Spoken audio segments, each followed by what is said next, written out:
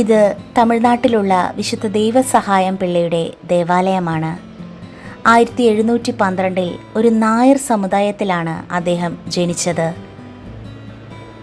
Dutch സൈന്യാധിപനായ ഡിലനോയുമായുള്ള ചങ്ങാത്തം യേശുവിനെക്കുറിച്ച് കൂടുതൽ അറിയുവാനും പഠിക്കുവാനും അദ്ദേഹത്തിന് അവസരമൊരുക്കി. രാജാവിൻ്റെ കൊട്ടാരത്തിലെ വലിയൊരു സ്ഥാനം അദ്ദേഹത്തിനുണ്ടായിരുന്നു. പിള്ള എന്ന നാമധേയത്തിൽ അദ്ദേഹം അറിയപ്പെട്ടു. ശേഷം അദ്ദേഹം മാമോദീസ സ്വീകരിക്കുകയും യേശുവിനോടുള്ള ഭക്തിയിൽ തീക്ഷ്ണത കാണിക്കുകയും ചെയ്തു. ഈ സ്ഥലത്താണ് അദ്ദേഹത്തിൻ്റെ മരണശേഷം ഭൗതിക ശരീരം കിടന്നത്. ഇത് കണ്ണീർ പാറയിലേക്കുള്ള വഴിയാണ്. അദ്ദേഹം മരിച്ച സമയം ഒരു പാറയിൽ നിന്ന് നിർത്താതെ കണ്ണീർ ഇന്നും വന്നുകൊണ്ടിരിക്കും. നമ്മൾക്കത് കാണാൻ സാധിക്കും. ഇനി നമ്മൾ പോകുന്നത് മണിയടിച്ചാൻ പാറയിലേക്കാണ്. അതിൻ്റെ പിന്നിലും ഒരു കഥയുണ്ട്. ഇദ്ദേഹം മരിച്ചപ്പോൾ വലിയൊരു പാറ ഈ മലയിൽ നിന്ന് താഴേക്കു വീണു. സാധാരണ ഒരു പാറയുടെ ശബ്ദമായിരുന്നില്ല, വലിയൊരു മണിയൊച്ചയോടെയാണ് പാറ വീണത്. അങ്ങനെ ആ നാട്ടിലുള്ളവരെല്ലാം ഓടി വന്നപ്പോൾ ഇദ്ദേഹം രക്തസാക്ഷിത്വം വഹിച്ച് മരിച്ചു കിടക്കുന്നതാണ് കാണുന്നത്. ഇന്നും ആ പാറ ഒരു അത്ഭുതമായി അവിടെ വെച്ചിട്ടുണ്ട്. നമുക്ക് ആ പാറയെ കാണുവാനും അതിൽ ഏതെങ്കിലും ഒരു കല്ലോ വസ്തുവോ കൊണ്ടടിച്ചാൽ മണിനാദമായിട്ടാണ് നമ്മൾക്ക് കേൾക്കുവാൻ സാധിക്കുക. അത് ഒരത്ഭുതമായി ഇന്നും പരിഗണിക്കപ്പെടുന്നു.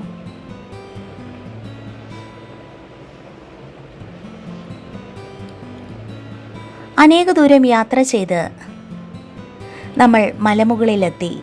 ഇതാണ് ആ മണിയടിച്ചാൻ പാറ. ഇതിലൂടെ നമുക്ക് പാറയെ സ്പർശിക്കുവാനും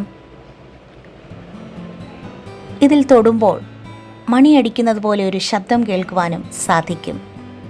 ഈ സ്ഥലം വളരെ പ്രകൃതി രമണീയവും ഭക്തിസാന്ദ്രവുമാണ്. അതിലുപരി ഒരു വിശുദ്ധൻ്റെ പരിമളം ഇവിടുത്തെ അന്തരീക്ഷത്തിൽ നിറഞ്ഞു കവിഞ്ഞ് ഒഴുകുന്നുണ്ട്. താഴോട്ടേക്കുള്ള ഇറക്ക വഴിയിലാണ് കുരിശിൻ്റെ വഴി. 14 സ്ഥലങ്ങളും നമുക്ക് കാണാൻ സാധിക്കും. പ്രാർത്ഥനയോടെ വലിയൊരു തീർത്ഥാടനം നടത്തുവാൻ നല്ലൊരു സ്ഥലമാണ് വിശുദ്ധ ദൈവസഹായം പിള്ളയുടെ ഈ ദേവാലയം. ഈ ദേവാലയത്തിൽ ഒരിക്കലെങ്കിലും വന്നു പോയിട്ടുള്ളവർക്കറിയാം എത്രമാത്രം നമ്മുടെ ഹൃദയത്തിൽ സമാധാനവും ആശ്വാസവും ഈ സ്ഥലം നമുക്ക് പ്രദാനം ചെയ്യുന്നുവെന്ന്. കാരണം ആ മണ്ണിൽ പോലും വിശുദ്ധൻ്റെ രക്തത്തിൻ്റെ നനവും പരിമളവും ഇന്നും ഉണ്ട്. യേശുവിൻ്റെ പാതയിൽ യേശുവിനെ അനുകരിച്ച് നടന്ന വ്യക്തിയാണ് അദ്ദേഹം. ഭാരതത്തിലെ ആദ്യത്തെ അൽമായ രക്തസാക്ഷി. അദ്ദേഹത്തിൻ്റെ ജീവിതം അൽമായരായ നമ്മെ പഠിപ്പിക്കുന്നത് നമുക്കും വിശുദ്ധിക്ക് ഉള്ള വാതിലും സാഹചര്യവും സ്വർഗം തുറന്നിട്ടിട്ടുണ്ട് എന്നതാണ്. കുരിശിൻ്റെ വഴികൾ പ്രാർത്ഥനയോടുകൂടി നമ്മൾ ഇറങ്ങി വരുമ്പോൾ ശേഷം നമുക്ക് കാണാൻ സാധിക്കുന്നത് ഒരു നിത്യാരാധനാ ചാപ്പലാണ്. ഇവിടെ ഇരുന്ന് നമുക്ക് പ്രാർത്ഥിക്കാം. ഈ ഭിത്തിയിൽ കാണുന്നത് അദ്ദേഹം അനുഭവിച്ച ക്രൂരപീഡനമാണ്. കാളയുടെ മുകളിൽ കൂടെ ഉഴുതുന്നതും ഒരു തൂണിൽ കെട്ടി നിർത്തുന്നതും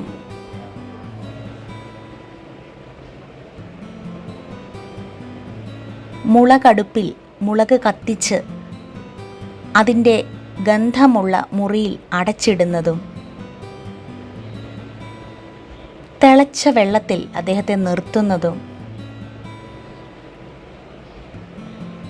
ഒരുപാട് അദ്ദേഹം അനുഭവിച്ച കൊടിയ പീഡനങ്ങളാണ് ഇവിടെ രേഖപ്പെടുത്തുന്നത്. ഒറ്റയൊരു കാര്യത്തിനു വേണ്ടി യേശുവിനെ തള്ളിപ്പറയണം. പക്ഷേ അദ്ദേഹം അതിന് തയ്യാറായില്ല. ഈ സ്ഥലം കണ്ടോ? ഇവിടെയാണ് അദ്ദേഹം മുട്ടുകുത്തി പ്രാർത്ഥിച്ചത്. വിശുദ്ധൻ്റെ മുട്ടിൻ്റെ പടം ഇവിടെ പതിഞ്ഞിട്ടുണ്ട്.